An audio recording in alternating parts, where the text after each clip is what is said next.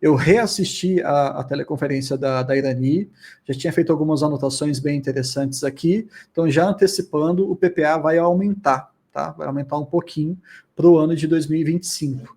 Para 2026 está muito cedo ainda, a gente vai deixar o tempo correr. Mas vamos passar aqui uma leitura dinâmica em relação a esse resultado, e naturalmente aqui eu vou tentar revisar alguns conceitos com vocês, e algumas mecânicas, algumas lógicas de números mesmo. Se alguém tiver dificuldade, Léo, você pode me cortar, e aí a gente interrompe e explica sem problema nenhum, tá? Sim, senhor. Então vamos lá.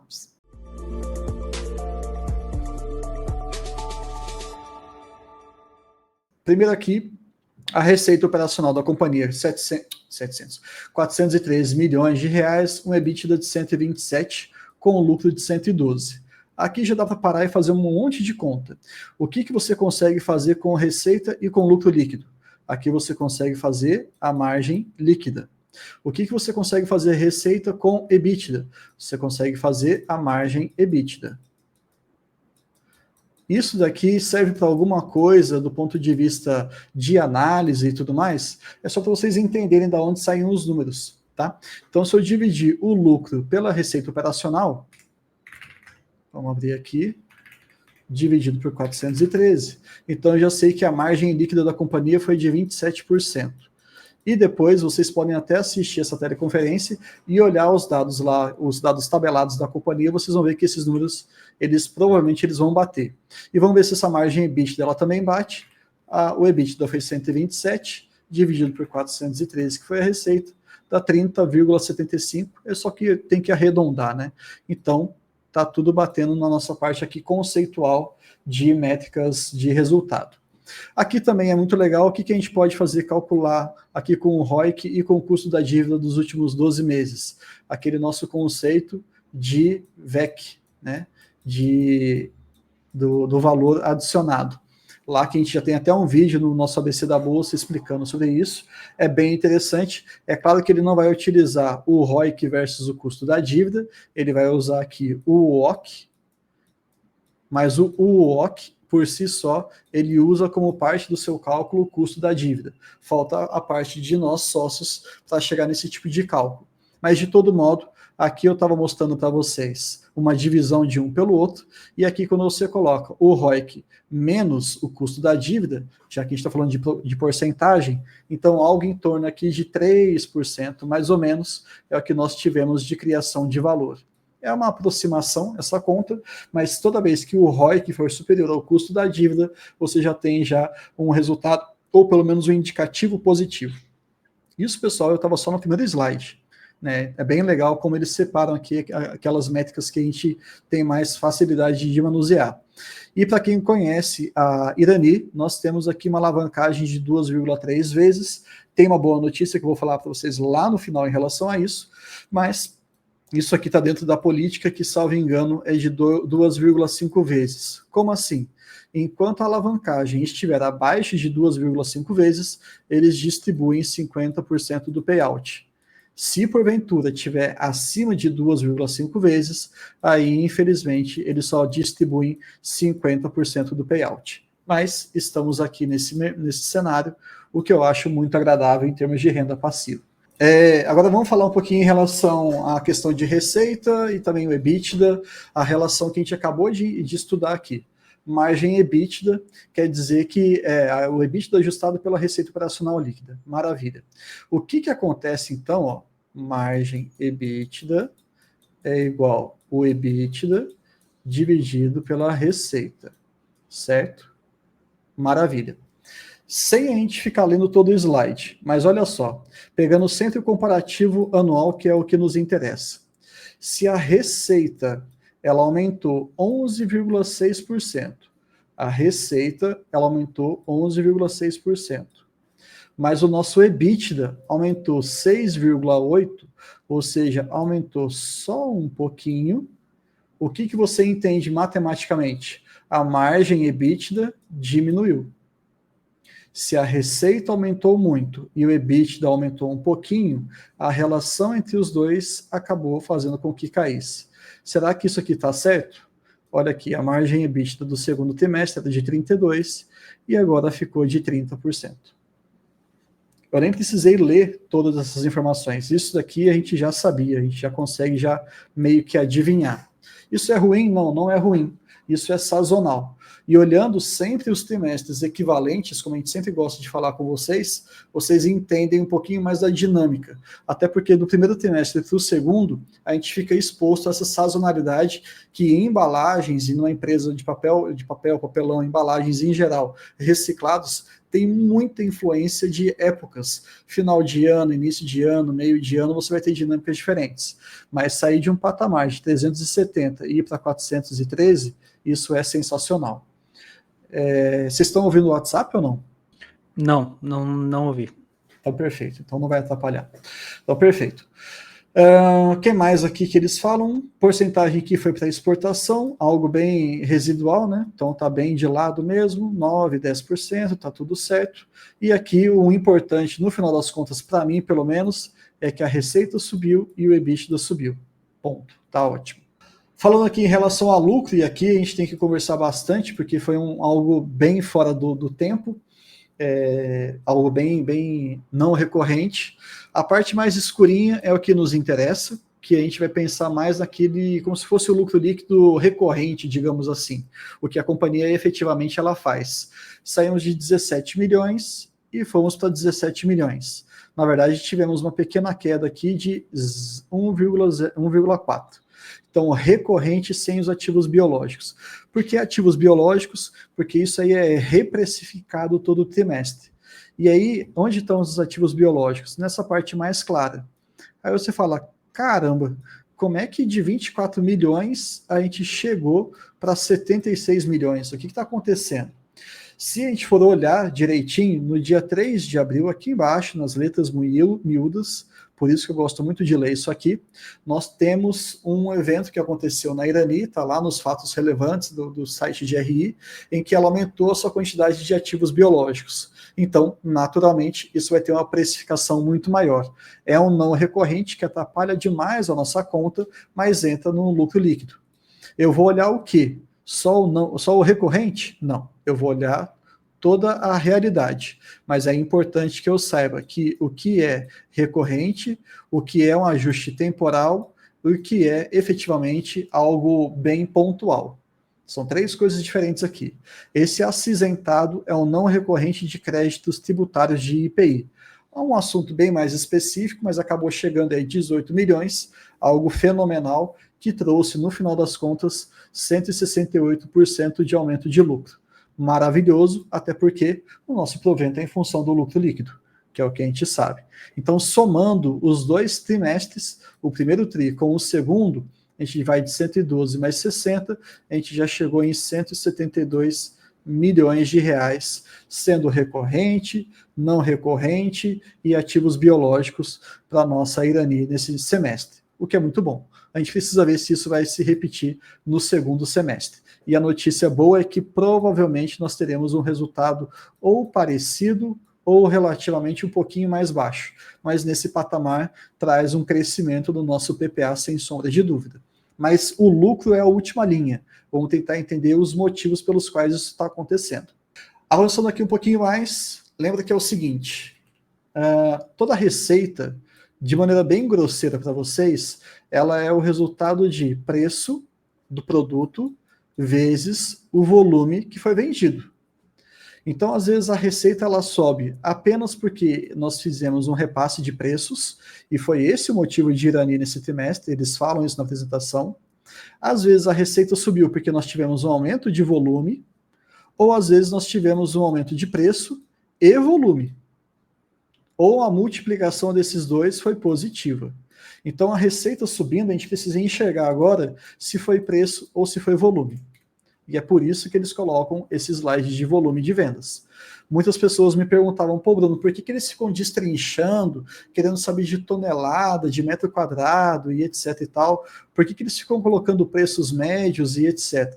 Porque simplesmente volume de vendas e preço dá a nossa receita. Tudo bem? Então, como eu acabei de falar para vocês, não foi uma questão de volumes, tanto que do segundo tri do ano passado para esse, nós tivemos uma queda do ponto de vista de toneladas, de 1% mais ou menos, e olhando o ano passado com esse ano, em termos de 1.000 metros quadrados, então é de área e não de peso aí, uma queda de 0,7%. Só que isso daqui não é da Irani, isso aqui dá Empapel. Empapel é uma instituição, é um órgão, eu não sei o nome correto para isso, uma associação, que ela vai tentar vislumbrar todo o mercado que a gente está falando no segmento de embalagens, de papelão ondulado, é a Empapel. Depois, quem tiver curiosidade, coloca lá no Google Empapel, que vocês vão conhecer um pouquinho do trabalho deles. É bem legal. Então, essa daqui é como se fosse a avaliação microeconômica onde a Irani está posicionada. Na hora que a gente vem para cá, aí sim, aí a gente vai olhar se a Irani foi melhor ou pior que o mercado. Então, olha só, na Empapel nós tivemos uma queda de 1,2% em toneladas. A Irani caiu apenas 0,5%, ponto positivo. Ambas caíram, mas a Irani caiu menos. Porém, em termos de metros quadrados, o mercado como um todo caiu 0,7% e a Irani caiu 2,3%. É ruim, mas isso não tem problema, porque ainda com uma queda de volume de vendas, nós tivemos um aumento da receita. E se você lembra da nossa regrinha, receita é preço vezes volume, de maneira grosseira, tá? Já que o volume caiu um pouquinho aqui nessa medida, possivelmente a gente teve aumento de preços. A gente não leu os slides, mas é isso que eu espero ler agora. Preços médios da Irani cresceram 13% e 15%, respectivamente, em toneladas e metros quadrados. Ficou muito mais fácil fazer a leitura agora, né? Agora a gente está entendendo. A gente já sabe por que os slides são feitos nessa ordem e da onde que está vindo um pouquinho da teoria. E por que está compensando. Uma queda de 0,5 em tonelada, mais um aumento de 13% em termos de tonelada também do preço médio. Maravilhoso, é isso que a gente quer. Aqui ele vai fazer uma segmentação pensando no papel, nas suas diferentes variáveis. De novo, aqui ele vai colocar as vendas totais em toneladas, só para a gente lembrar, tá? Ó, quando você for olhar a Irani, olha sempre aqui em cima, segmento de embalagens sustentáveis. Segmento de embalagens sustentáveis, papelão do lado. Agora a gente vai falar da outra vertente. Segmento de papel para embalagens sustentáveis, papel em específico. Então agora já é uma outra temática. Aqui a gente tem volumes, preços médios e preços médios aqui de flexíveis e de rígidas. Bruno, qual que é a diferença? Preço médio flexível é daquele papel para saco, se não me engano, e também para sacola, tá? E aqui o preço médio de rígidas, se eu não me engano, é para papelão ondulado. Lembrando que o papelão ondulado ele tem, né, 3 partes. Ele tem aquela parte que é o papelão ondulado propriamente dito, aí ele tem uma chapa um pouco mais rígida em cima, uma chapa um pouco mais rígida embaixo, ou para eu inverter as ordens, e ela é colada, né? Então são produtos diferentes. Mas de todo modo aqui, as vendas em toneladas tivemos uma pequena redução, para mim nada significativo, sempre olhando ano a ano, e do ponto de vista de preços, mais do que compensaram as vendas ali em toneladas, 6% e 24% respectivamente. Então, tá tudo bem também. Isso Bruno, aqui... Oi? O Júlio perguntou uma coisa aqui, ó. Eu tenho uma dúvida. Preço subindo e volume caindo. Isso não é ruim? Não significa que o volume deve continuar caindo? Não. Preço subindo e volume caindo se chama estratégia da empresa. E eles falaram isso. No primeiro semestre, a Irani tem uma facilidade maior de repassar os preços. E aqui é interessante, quando você for olhar esse slide aqui, olha a inflação do período. A inflação do período, com certeza absoluta, foi inferior a 13% e 15%. Então, na realidade, lembra daquele papo de pricing power? O quanto que uma empresa consegue repassar os seus preços para os seus consumidores finais sem necessariamente perder a sua receita? É isso que está acontecendo. Isso daqui, essa análise que a gente está fazendo aqui de preços, volumes e receita, mostra do que a Irani tem o famigerado pricing power. Quem não lembra disso também, acho que tem vídeo, se não tiver vídeo, tem podcast que eu falo sobre isso aqui. E o volume, dado que no segundo semestre a demanda ela é maior historicamente, final de ano, viagens, presentes, etc., aquecimento do varejo e tudo mais, o consumo ele é muito maior, então eles ajustam os preços no primeiro semestre e depois eles ajustam o volume no segundo semestre. Então é uma estratégia deles, tá? De mercado, não é ruim não. Vamos lá. Continuando aqui, o que é... vamos tentar olhar um pouquinho o preço de Apara. Para que ninguém nunca mais tenha dúvida, Apara é basicamente aquele papel, né, aquele papelão, ou aquele malote gigantesco, papelão, que a gente pega material reciclado, de maneira geral. Então a gente pega aqueles caminhões com aquelas compressas, e aí isso vai chegar na Irani, vocês que vão lá com a gente na Irani, vocês verão essa etapa, ela é bem bacana, vem de tudo, né? Caminhão o tempo todo entrando, saindo, o tempo todo descarregando isso. Aí esses malotes, essas prensas, elas são soltas, e aí todo esse material ele é triturado, ele é tratado para que você faça mais uma sequência de papelão, de materiais reciclados novos. Lembrando que toda vez que você passa por um processo de reciclagem, a Apara, por si só, ela vai quebrando as suas fibras. Se eu não estiver falando bobagem, acho que é em torno de 5 a 6 vezes que você consegue reciclar aquele papelão sem que ele perca a sua rigidez.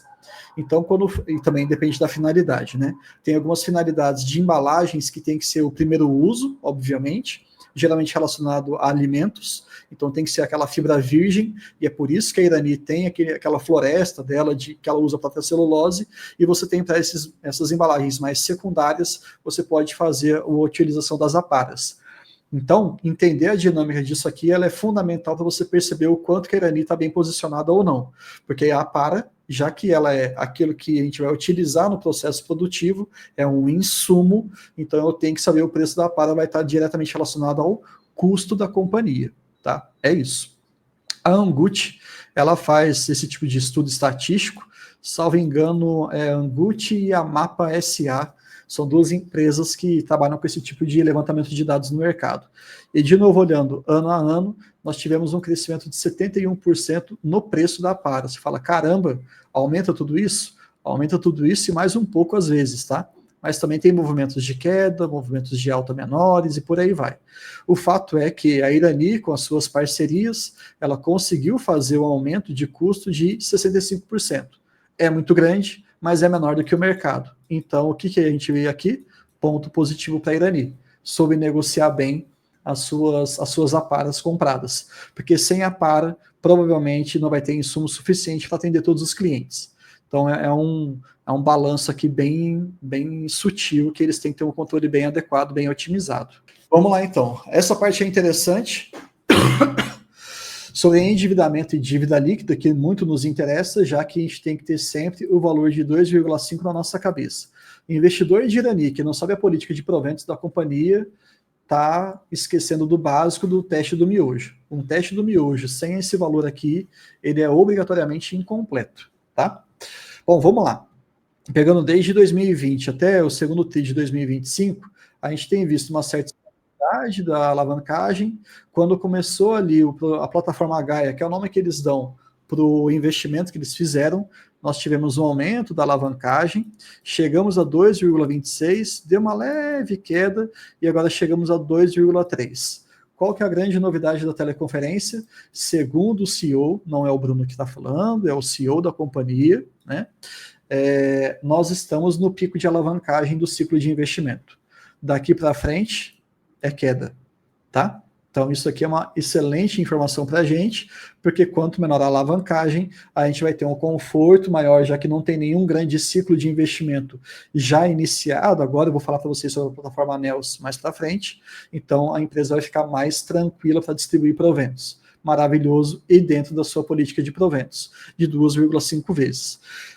Tem um saldo em caixa, tem uma dívida líquida de 1,1 bilhão de reais, e aí na hora que a gente faz a divisão, somando os dois, né, nós temos 1,7 de dívida bruta. Lembrando que esse gráfico aqui eu já não gosto tanto, eu prefiro outro, mas não tem problema nenhum, para a gente saber o quanto que nós temos de cronograma de amortização das dívidas. mas de todo modo 9% dessa dívida vai ser de curto prazo, como manda o figurino, e 91% no longo prazo, também como manda as boas políticas de gestão de endividamento. Então, nesse ponto aqui, esse slide ele mostra para a gente o quê? Foge um pouco aquele medo que eu tinha, particularmente com vocês, eu tinha até externalizado, de que nós teríamos ali uma redução de payout por conta do aumento da alavancagem. Chegamos quase lá, mas agora esperamos que realmente seja para baixo. Tá? Vamos lá. Versus aqui essa informação sobre dívida líquida e endividamento, vem para o nosso famoso ROI, que também é uma informação muito importante. Tivemos ali ciclo de investimento, né, 2021 mais ou menos começando a se materializar, o desembolso, então a gente tem esse processo de queda da linha verde mais clara aqui, desse verdinho, enfim, esse verde mais claro mesmo, saiu de quase 25% e chegamos aos famigerados e tristes 11% de ROIC, que é muito, mas muito, muito baixo mesmo. Não condiz com a companhia, né? Pelo menos desde 2019 nós não tínhamos um valor tão baixo assim. Essa linha mais embaixo é o nosso custo médio da dívida, que eles tanto falam, e o que seria a diferença entre essas duas linhas? A nossa ideia ali do VEC, que eu falei para vocês lá no início. De novo, eu vou colocar entre aspas aqui, porque esse VEC, ele não é a fórmula propriamente dita, né? É uma adaptação que a gente faz com o custo da dívida aqui, mas o ROIC está certinho. Quais são as perspectivas daqui para frente? Como a alavancagem tende a diminuir e a plataforma NEOS ela foi postergada, não existe um cenário macroeconômico suficientemente atrativo para fazer esse ciclo de investimento, então plataforma NEOS numa Selic de 15% é praticamente inviável, tá? Foi isso que eles falaram. Eles querem fazer sim, ainda está em processo de fechamento de orçamento, da engenharia. Eu, sinceramente, não duvido que eles estejam realmente nessa etapa, mas eu acho que é mais pelo contexto macroeconômico. Não faz sentido você criar um novo ciclo de investimento com essa taxa Selic absurda. É pedir para se estrangular à toa. E aí, aqui a informação qual que é? Que nós possivelmente veremos nos próximos trimestres esse ROIC aqui subindo, segundo, de novo, o próprio CEO da companhia, para patamares próximos de 20%. Eu, Bruno, truco, porque eu acho que se o ROIC voltar para 20%, muito potencialmente, quer dizer que o nosso cenário macroeconômico vai estar mais atrativo para isso. E aí, talvez seja um momento de entrar com a plataforma NEOS. Mas só da tendência do ROIC ser positiva, eu já estou feliz. Para mim, isso já é mais do que suficiente. Então, duas informações bem bacanas para a gente pensar em termos de Irani. Pagamento de recompras está avançando, lembrando que eles continuam achando que as ações estão muito baratas, o preço não reflete a realidade da companhia, devem realmente finalizar o programa de recompras até 100%. Também, se não finalizar, 82,5% já é uma quantidade bem interessante. E aí aqui uma crítica que eu tenho para a Irani, lembrando que a gente não é torcedor, né, a gente não veste camisa apaixonada, emocionada, a gente está aqui para fazer conta. A Irani distribuiu aproximadamente 66 centavos por ação nos últimos 12 meses com dividend yield de 7,82%. Truco. Tá, eu truco isso daqui. Primeira coisa é olhar esses 66 centavos e olhar esse dividend yield. Bruno, por que você está falando isso? Para eu chegar no meu dividend yield, vocês sabem que eu tenho que ter o provento dividido pela cotação. Eles me trouxeram dividend yield, me trouxeram o preço, né, o provento que foi pago, mas eles não me trouxeram a cotação. Aí você fala, bom, tá ali embaixo, é bem pequenininho. Pô, mas aí eles estão considerando uma cotação aqui de 8,74 relativo ao fechamento da data de 28/6/2024. Tem tempo isso já, né? Tem tempo. Então, se a gente fosse colocar até hoje na cotação atual, RANI 3, está 7,54. Então, vamos fazer uma continha aqui. 0,66 dividido pela cotação atual. Opa! 7,54. A gente já está falando de um yield de 8,75%. Muito mais atrativo do que estava na conta que eles estão falando. É óbvio que eles estão tentando pegar o preço lá de trás quando começou esse ciclo de 12 meses de pagamentos de proventos. Tudo bem. mas acredito que uma parte considerável dos nossos, aqui do Vida de Acionista, eles estão com um preço mais interessante do que 8,74, eu imagino. Mas para você ver o seu yield on cost, né, que a gente pegaria ali os últimos 12 meses, pega esse 0,66 e divide pelo seu preço médio, que aí você vai chegar nesse valor. Então, vejo com bons olhos, não imagino que sejam valores muito superiores, lembrando que sempre no segundo trimestre, sempre, você vai ter um valor de pagamento mais intenso. Por quê? Aqui a gente paga 25%, no quarto tri, no terceiro tri a gente paga 25%, no primeiro tri a gente paga 25%, e aqui no segundo tri, por uma determinação de cronograma, a gente paga os 25%, mais 25%, caso o ano anterior esteja com alavancagem abaixo de 2,5 vezes. Estou repetindo várias vezes para ninguém esquecer mais. Então, sempre no segundo trimestre de cada ano, a Irani vai distribuir 50% do seu payout, desde que ela atenda os nossos limites de alavancagem. Tá? Em relação aqui, já finalizando essa parte da divulgação aqui para vocês, praticamente tudo já está pronto, tá? Praticamente tudo mesmo. Essas duas aqui, essa reforma na MP5, na máquina de papel número 5, ela vai acontecer no primeiro semestre de 2026, vai finalizar, acho que são 30 dias que ela vai ficar desligada, e essa embalagem em Santa Catarina, na Campina da Alegria, que, salvo engano, é onde a gente vai, o Léo e o pessoal que vai com a gente, essa impressora aqui, ela já está praticamente pronta, então já é quase 100% também. Todos os outros estão 100% também, e isso daqui é que foi o grande imbróglio, né? Deu uma grande travada. Mas a repotencialização da PCH, da Pequena Central Hidrelétrica de São Luís, eu acho que ela já foi aprovada finalmente, então eles vão começar a fazer até o final do ano que vem, já deve estar tudo resolvido, e essa do Cristo Rei, que ainda está travada.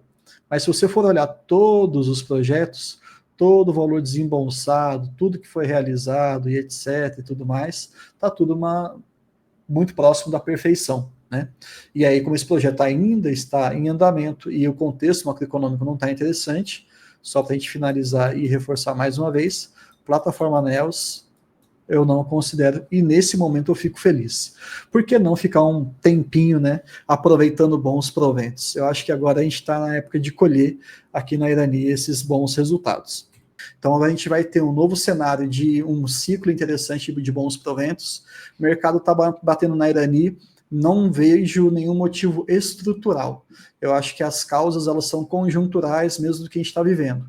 Tarifaço não me preocupa, porque 99 não, né, mas mais de 90% da companhia é voltada para o nosso mercado interno. Temos alguns direcionamentos para a Argentina, que estão muito bem, obrigado. Temos alguns outros direcionamentos para outras regiões, mas a grande verdade é que os números estão muito sólidos.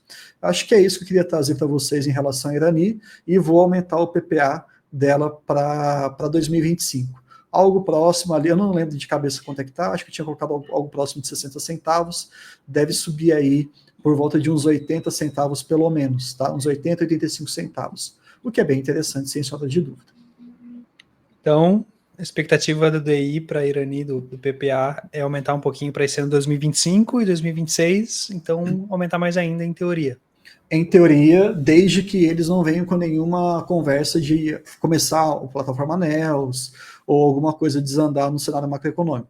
Se ficar dependendo apenas da Irani, eu acho que a gente vai ter aí 2 anos bem proveitosos. Tá. Então, só para relembrar agora, olhando aqui na plataforma, a Irani está com PPA de 63 centavos. É isso mesmo. Um DI, então, considerando 7,80, considerando o preço atual de 7,54, de 8,5 quase, então vai subir para uns 9% de DDI. Não, correto? acho que Mais passa. ou menos.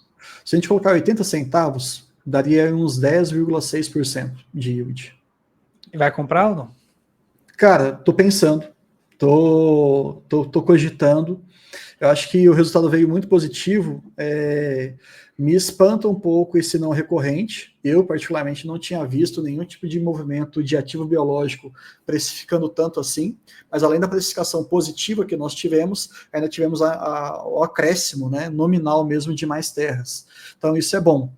Então, vamos ver como é que vai ser nos próximos trimestres. E o não recorrente, que eu achava que não teria mais, aparentemente veio. E foi um não recorrente muito forte. Se vocês olharem depois a apresentação, foi de 18 milhões. E o resultado recorrente foi de 17. Ou seja, se fosse só por essas duas questões, o não recorrente e o recorrente, já seria o dobro do resultado normal, o que é muita coisa. Então tem que ficar atento com a Irani, que ela tem essa volatilidade de resultado. Acho que é importante ficar atento a isso, porque como já aconteceu de algumas vezes, ter uma queda muito expressiva, mas agora a gente está aproveitando um aumento expressivo. Como investidor, é só aproveitar a onda e ficar ali, quem já está posicionado, aumentar um pouquinho mais, quem não está, cogitar, colocar uma porcentagemzinha do portfólio. Quem gosta, né? Interessante, interessante. E o Julião perguntou aqui, podemos deduzir que o fundo do poço já passou? Eu acredito que sim, viu, Júlio? Eu acho que aquilo lá que a gente estava vivendo a Irani, de ficar meio que patinando, fica naquele pântano, né, que não sai do lugar, etc., aparentemente saiu. Mas lembre-se, o resultado recorrente foi praticamente em linha. Então a gente tem que ver realmente como é que vai ser daqui para frente. A gente está praticamente dependendo de um aumento de lucro por conta da sua participação de ativos biológicos e não recorrentes. Esse é um ponto de atenção da tese. Se eventualmente a gente não tiver isso nos próximos trimestres e não tiver nenhum aumento de receita efetivo, recorrente, talvez a gente fique de lado. Mas o ficar de lado não é ruim. O que me preocupa é cair, operacionalmente falando. Aí eu não enxergo isso, tá? Mas se efetivamente a gente enxergasse algum cenário de operacionalmente uma queda, aí ponto de atenção. Como eu não vejo, eu acho que o fundo do poço passou.